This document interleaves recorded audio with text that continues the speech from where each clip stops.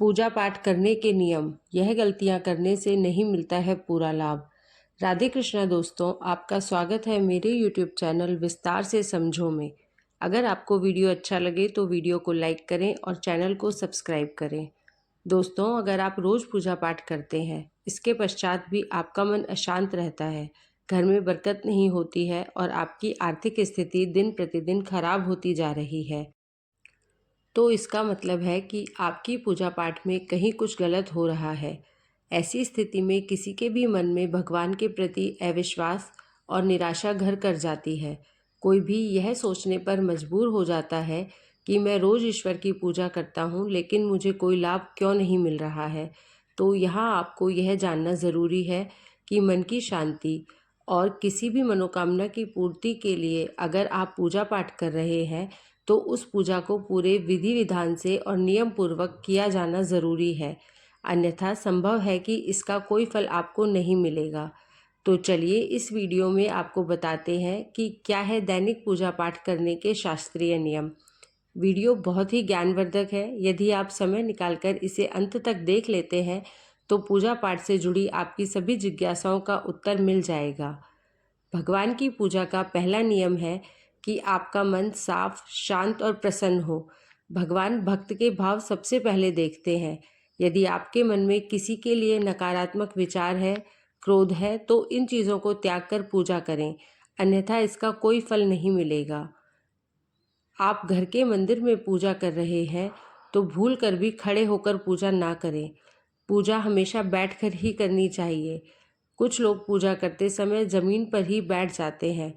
पूजा करते समय कभी भी ज़मीन पर नहीं बैठना चाहिए। जिस तरह से आपने भगवान को बैठने के लिए आसन दिया है, ठीक उसी प्रकार स्वयं भी आसन पर ही बैठें। शास्त्रों में कंबल और कुश के आसन को पूजा के लिए शुद्ध माना जाता है।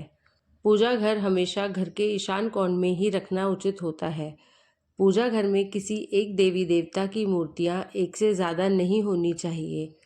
पूजा घर में काम में आने वाली सभी चीज़ों जैसे शंख, घंटी, प्रसाद के बर्तन, दीपक, शिवलिंग और भगवान शालिग्राम को साफ सुथरा रखें और उन्हें उचित आसन प्रदान करें। घर के मंदिर को भी हमेशा साफ सुथरा रखना चाहिए। पूजा में सबसे पहले 5 तत्वों की मौजूदगी होना आवश्यक है। यह 5 तत्व है अग्नि, पृथ्वी, वायु, जल और आकाश। हमारे पास इन 5 तत्वों में से 3 तत्व पहले से ही उपस्थित रहते हैं, आकाश, वायु और पृथ्वी। बस हमें आवश्यकता पड़ती है अग्नि तत्व की और जल तत्व की। इसलिए सबसे पहले एक छोटा सा देसी घी का दीपक जलाएं। इसके अलावा तांबे के कलश में साफ जल रखें। इसके बाद आप प्रभु को सर्वप्रथम उन चीज़ों के लिए धन्यवाद दें जो उन्होंने अभी तक आपको दिया है। प्रतिदिन पूजा का एक समय निश्चित करें और प्रतिदिन उसी समय पर पूजा करें। भगवान की पूजा करते समय दिशा का भी ध्यान रखें।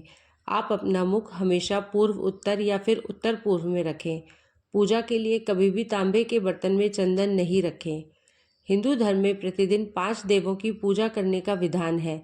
यह 5 देवता है श्री गणेश, सूर्यदेव, देवी दुर्गा, भगवान शंकर और भगवान विष्णु। बिना सर ढके भी पूजा नहीं करनी चाहिए। मान्यता है कि बिना सर ढके पूजा करने से इसका फल प्राप्त नहीं होता है। पूजा के दौरान सर ढकना भगवान के प्रति श्रद्धा भाव को दर्शाता है। पूजा के दौरान सर ढकने के धार्मिक के साथ वैज्ञानिक कारण भी बताए गए हैं। इसलिए स्त्री हो या पुरुष पूजा के दौरान सर जरूर ढकें।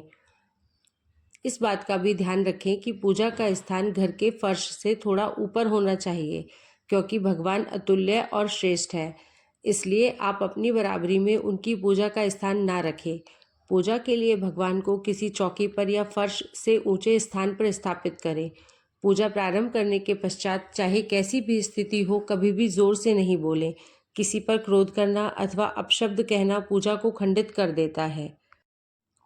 यदि आप किसी विशेष मनोकामना की पूर्ति हेतु किसी मंत्र का जाप कर रहे हैं तो जप करते समय आप मन में पूजा करें। आपको जीभ या होठों को नहीं हिलाना चाहिए।